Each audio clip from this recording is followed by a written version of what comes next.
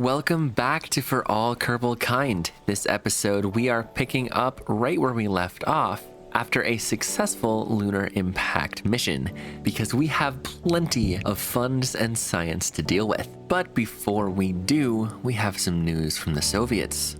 September 18th, 1956.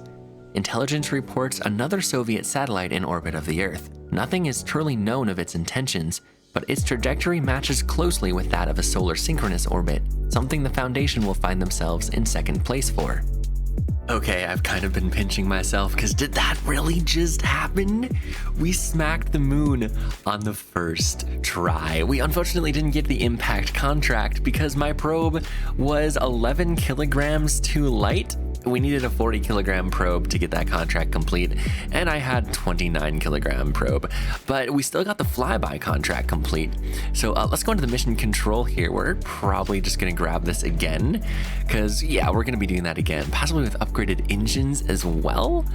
And I think of these two satellite contracts, we'll probably grab, I don't know, probably just the first communications satellite.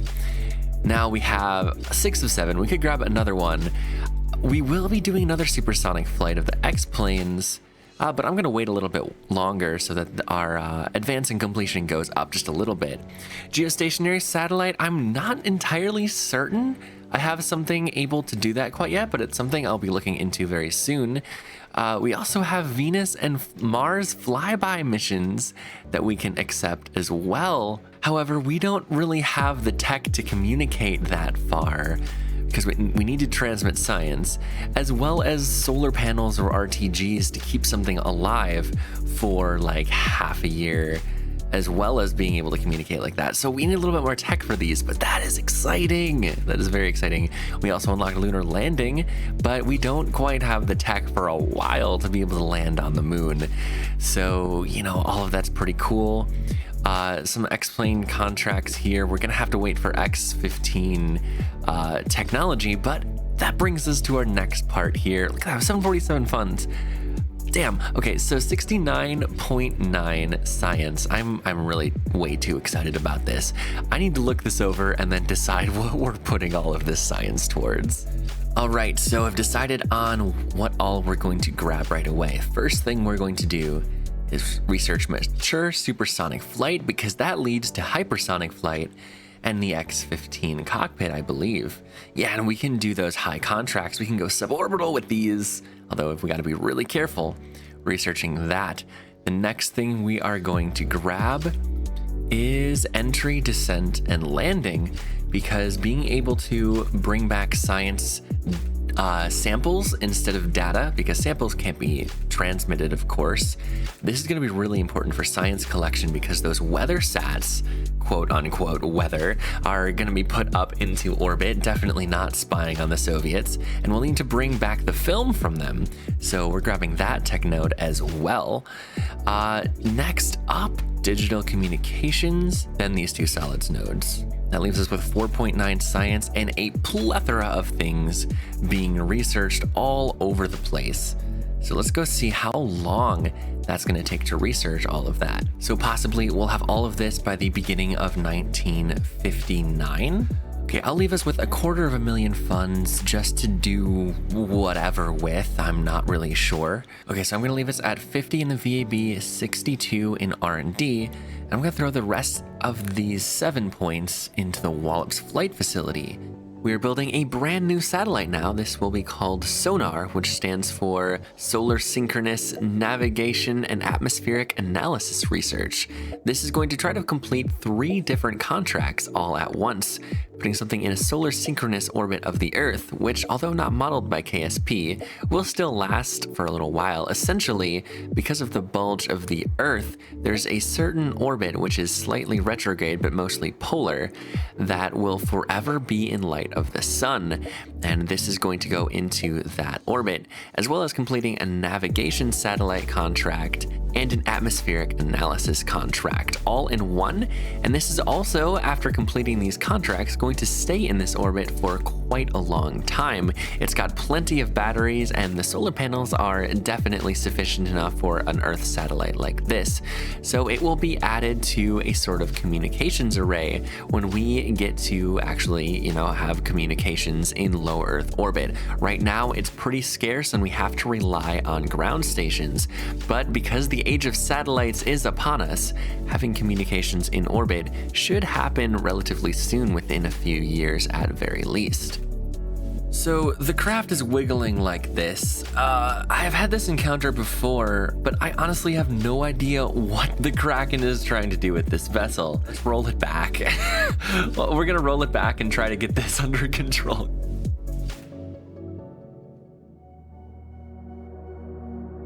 December 2nd, 1956.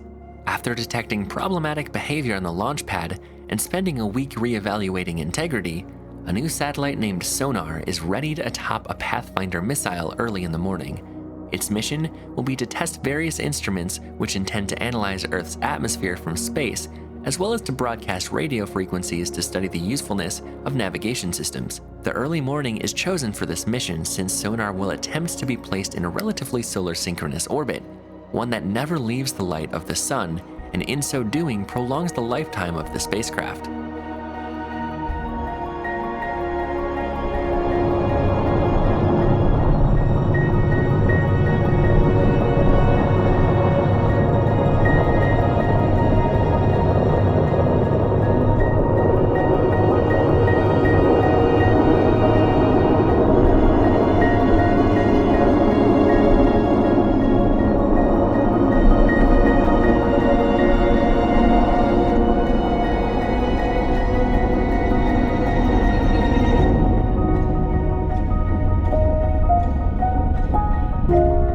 Stage of the missile experiences unplanned rotational forces, but its trajectory remains sound, and the upper stage is ready to play its part in placing Sonar into orbit.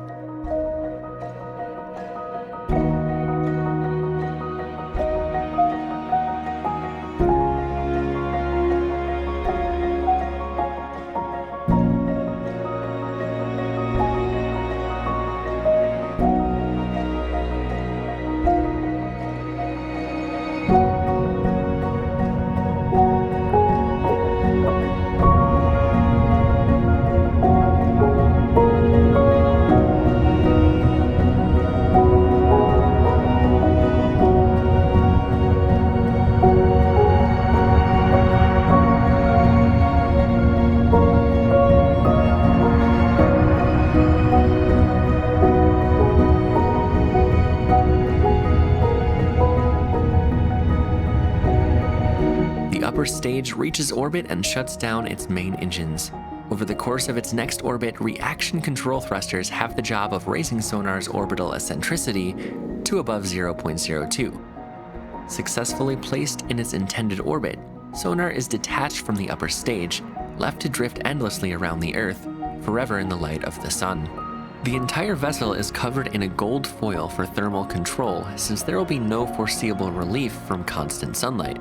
Ground teams study temperature and pressure data transmitted from the satellite, and radio frequencies are accurately picked up as well.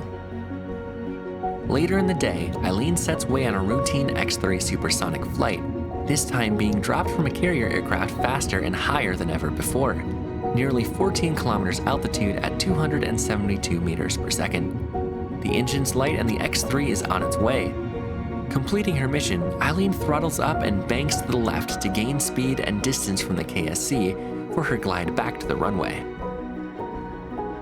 Despite mistakes in the past, barrel rolls and sharp turns are still utilized to slow the aircraft down before touchdown.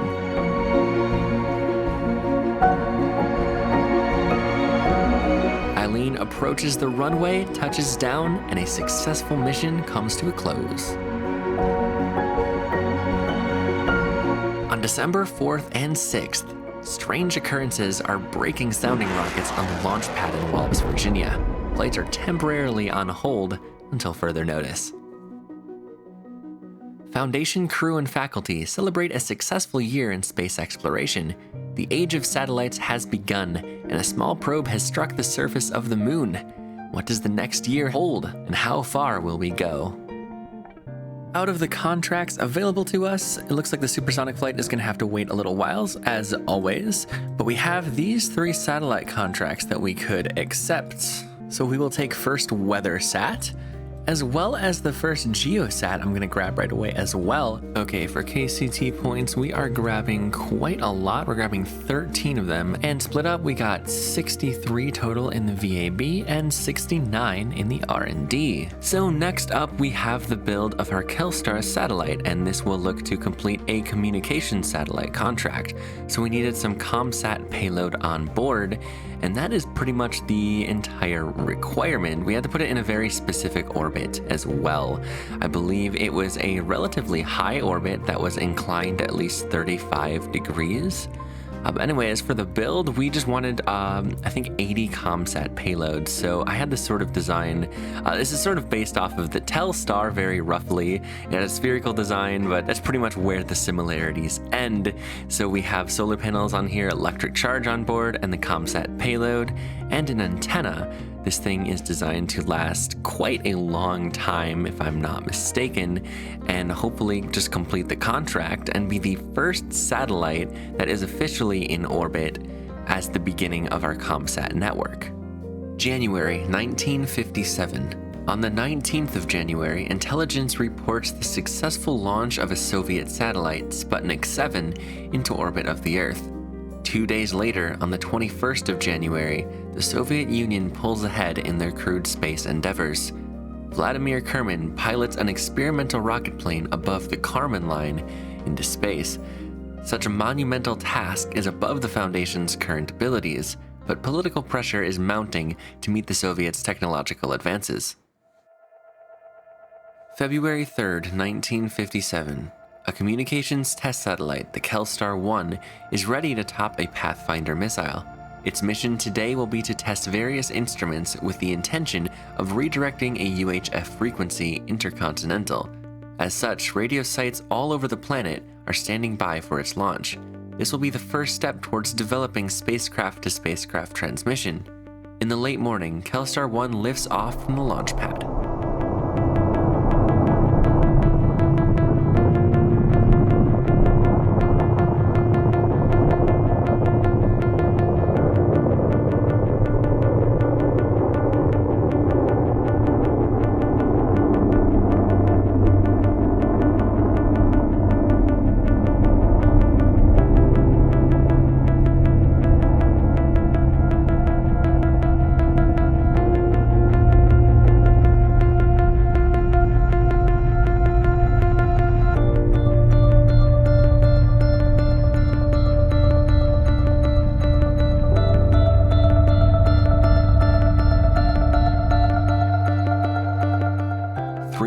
And 48 seconds after liftoff, the second stage separates from the first, and an error warning immediately goes off at ground control. There's a problem with avionics, and the spacecraft is no longer able to orient itself. Not only this, but it seems miscalculations in initial design mean there simply isn't enough Delta V to reach the intended orbit. With only 7 minutes until its planned maneuver, the ground team frantically searches lines of code for a solution. Nearing apogee, it is decided to fire the engine despite being off course, all the while knowing the mission is likely a failure already. Moments later, the avionics warning disappears and the spacecraft is able to steer itself once again. Only time will tell if it is too late, however. Unfortunately, Delta V margins were slim to begin with, and Kelstar 1 fails to reach orbital velocity, destined to fall back into the atmosphere and disintegrate. 33 minutes after liftoff, Kelstar 1 is destroyed. Okay, what it came down to was Kelstar 1 was too heavy, and also it was lacking possibly a booster. So this is Kelstar 2, it is slightly smaller.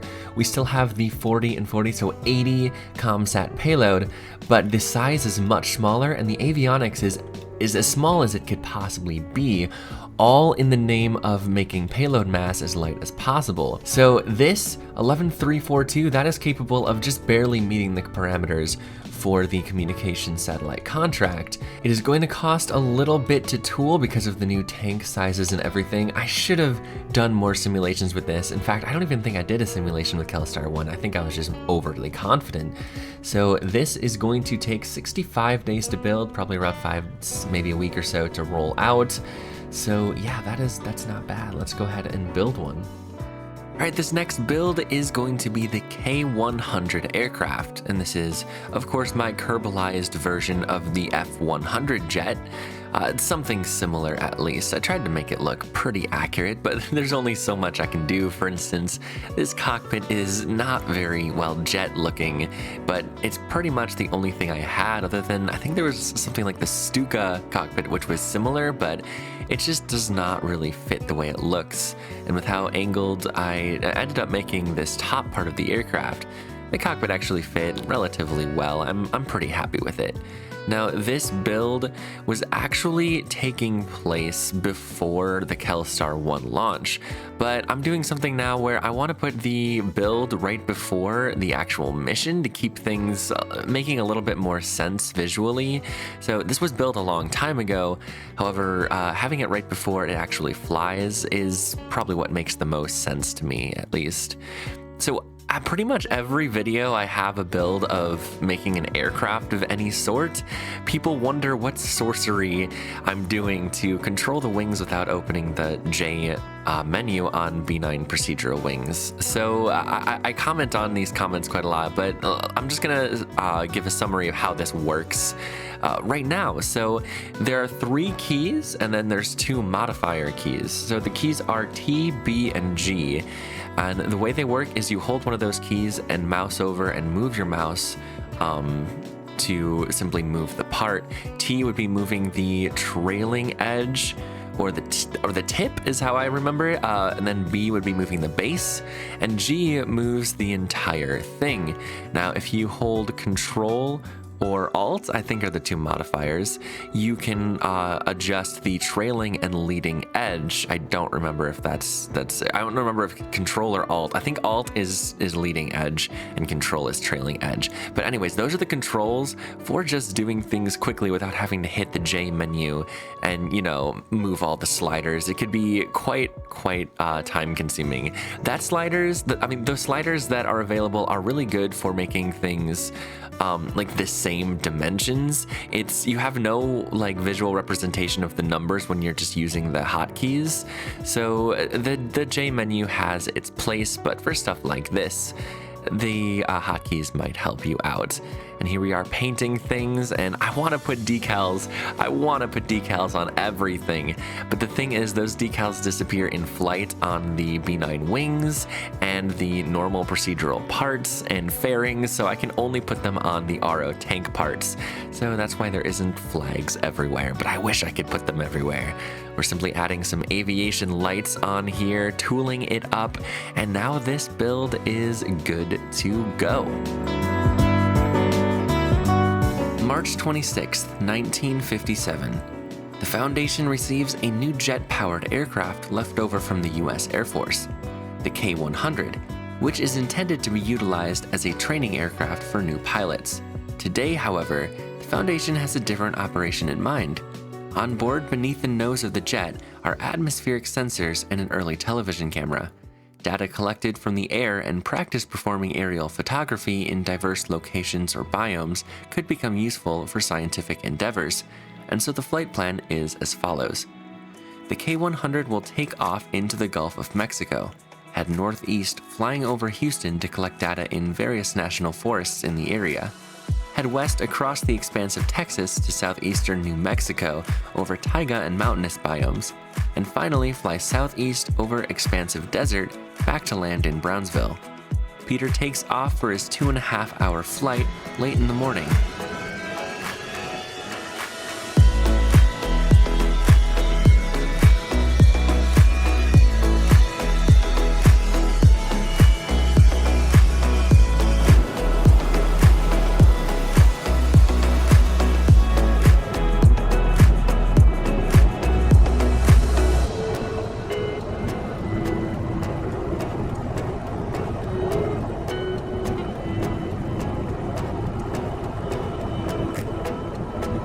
Arriving back to direct communication with flight in Brownsville, Peter approaches the KSC and proceeds to have a little fun with the aircraft.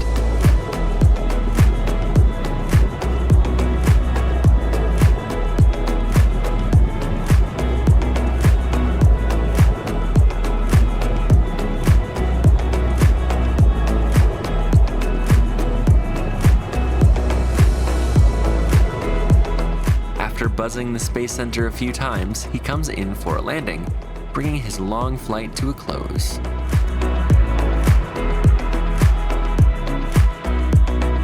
Alright, this is our build of Explorer 6. It's going to look to collect science in space high and space low of the Earth.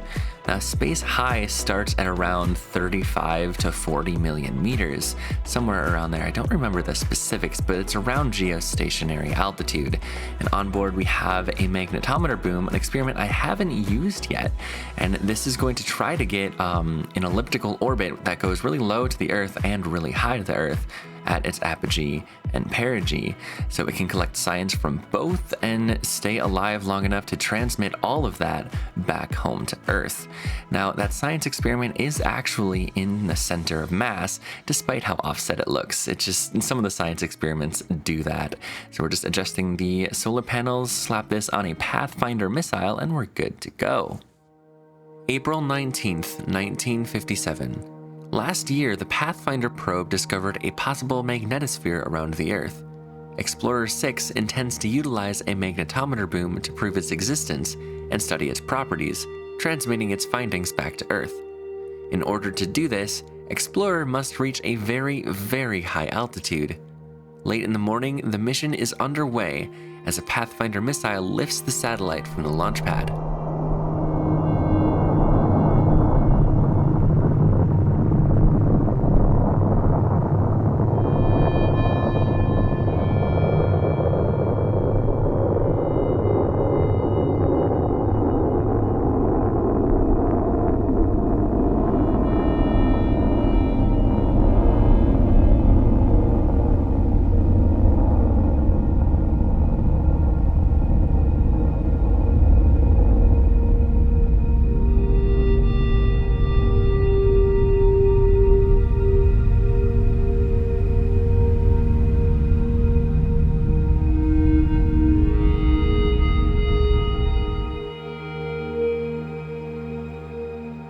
Just moments before the main engine burns through the entirety of its propellant, it experiences a failure and shuts itself down. Ground control calculates a delta V deficiency of roughly 300 meters per second because of this event, and the mission is likely not going to reach its intended altitude.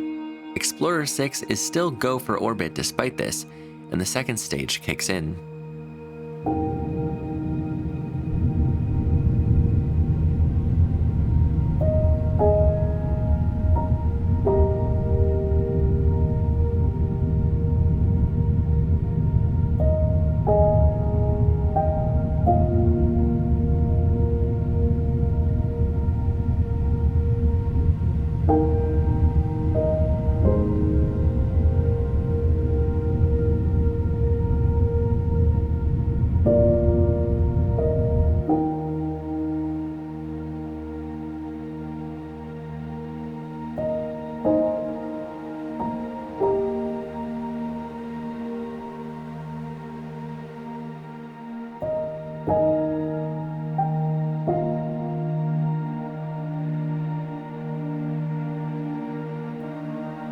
Just shy of Earth orbit, the second stage spin stabilizes Explorer and readies 2 booster stages to fire.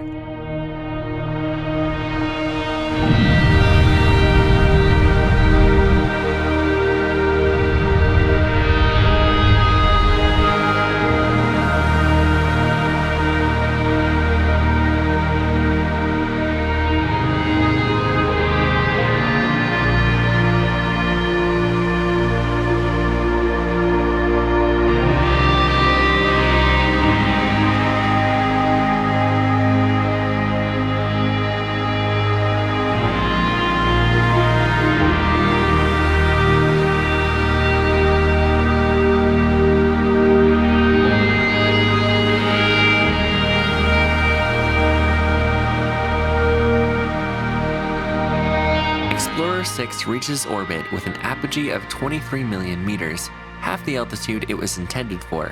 However, the data collected and transmitted is still quite valuable to understanding the Earth's magnetosphere closer to the planet.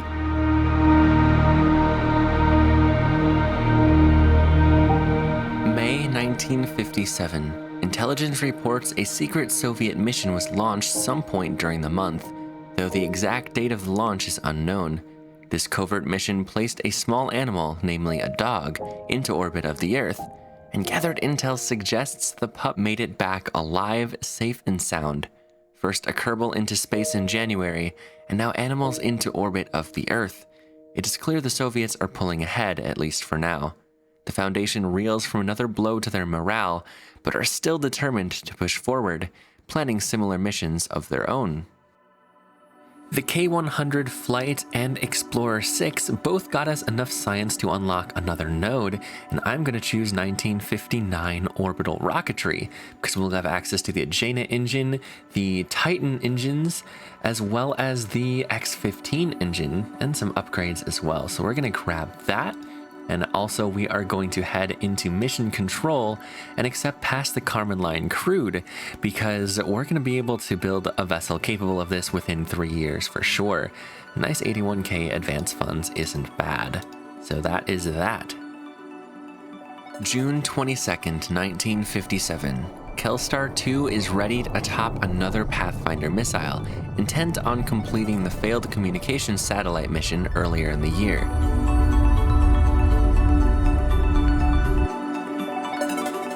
The first stage burns through its fuel, and the second stage is left to drift to its apogee of 1,000 kilometers above the Earth.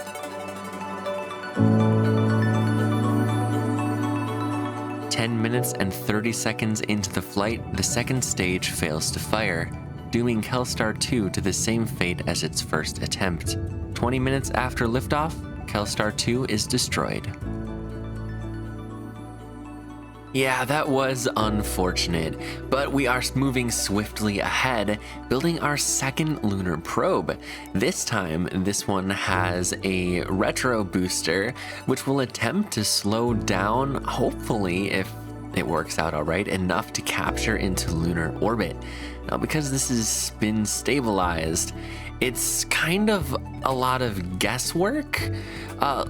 Right now, I'm trying to figure out what sort of configuration of boosters or engines I can use to throw what I have here towards the moon.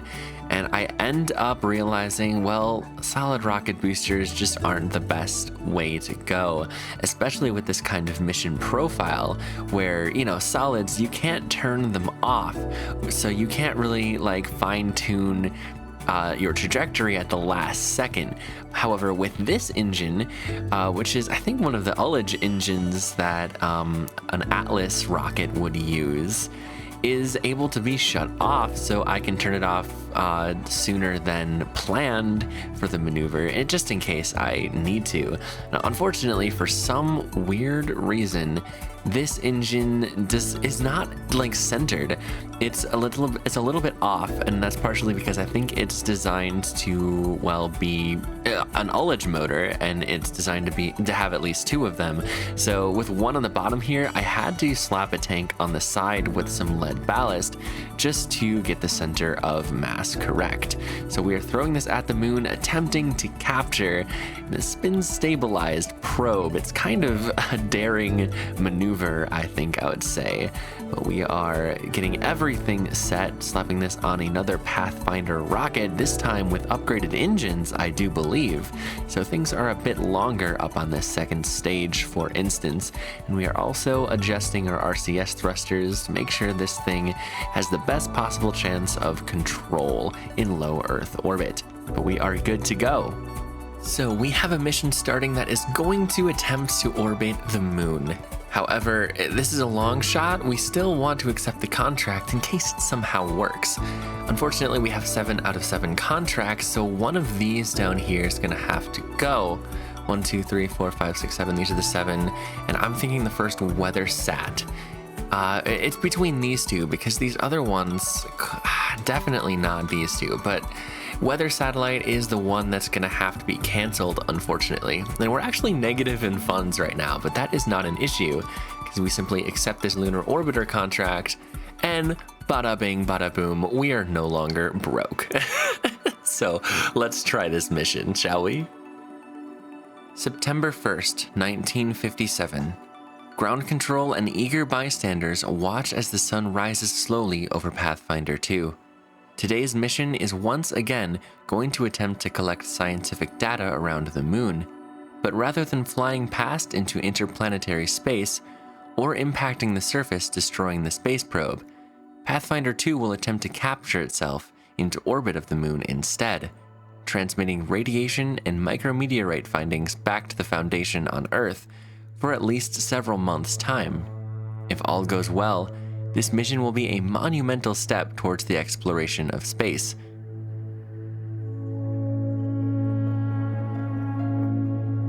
After dealing with some interesting technical, mechanical, and/or metaphysical problems on the launch pad, mid-morning the lunar exploration mission is go as Pathfinder 2 lifts off from the ground towards its new home in space.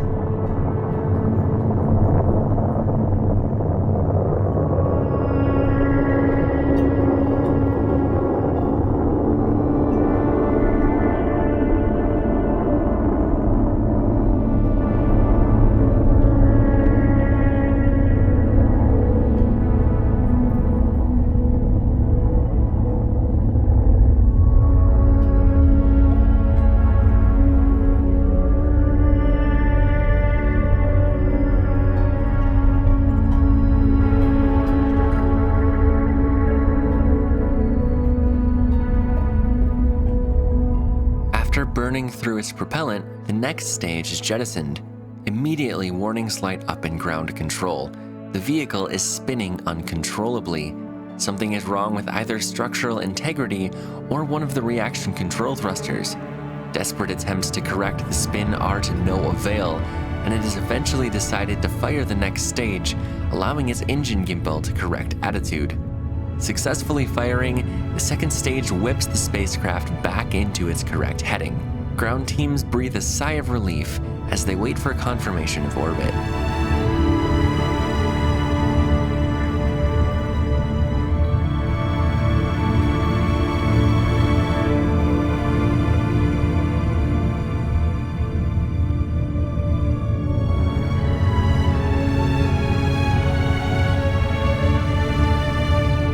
And it comes! Pathfinder 2 has been placed into orbit.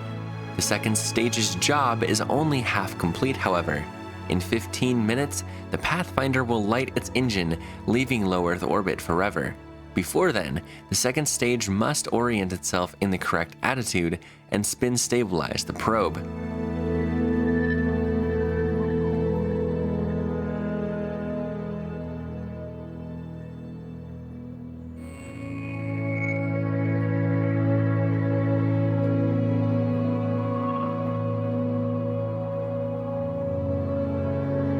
The first attempt at this induces aggressive oscillation, and so rotation is killed and the spacecraft is instructed to spin stabilize once again.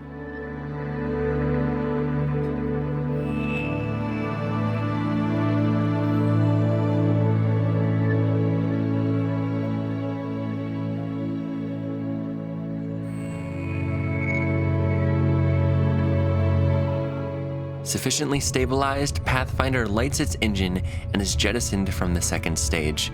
2 minutes later, it will be on its way towards the moon.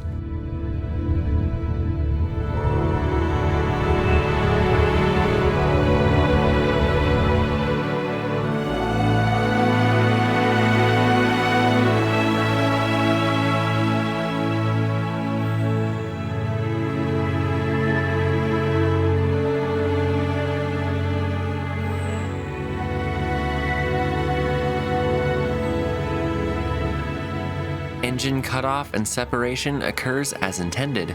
Telemetry data shows a good trajectory for lunar flyby, but only time will tell if the possibility of orbit is in the cards.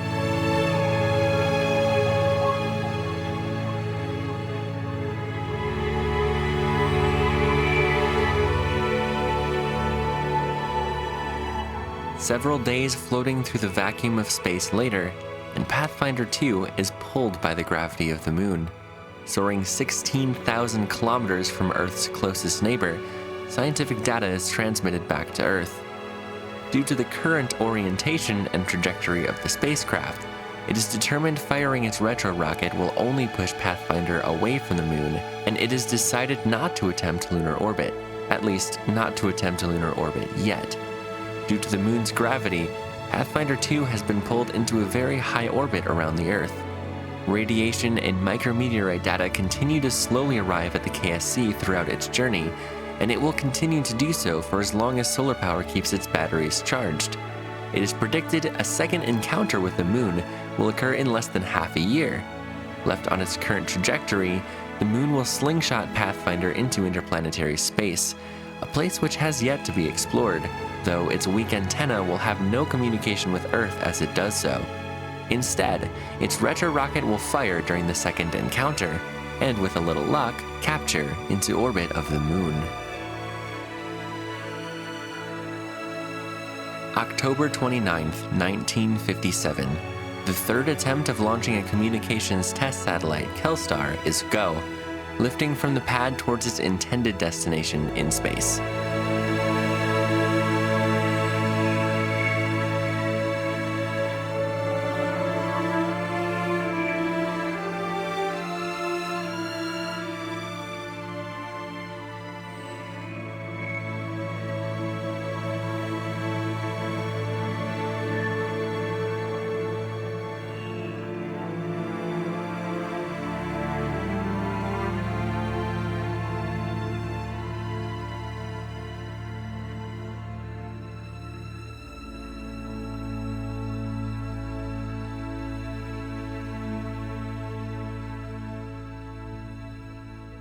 The second stage is jettisoned and coasts for several minutes, orienting to the correct attitude.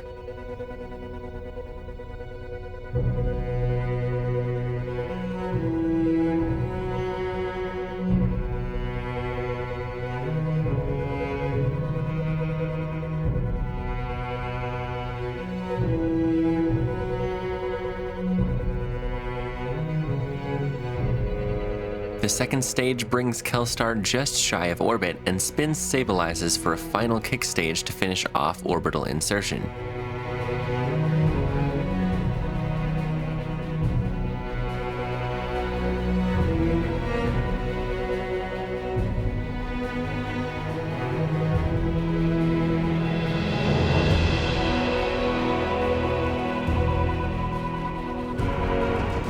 Minutes after liftoff, Kelstar 3 is successfully in orbit of the Earth.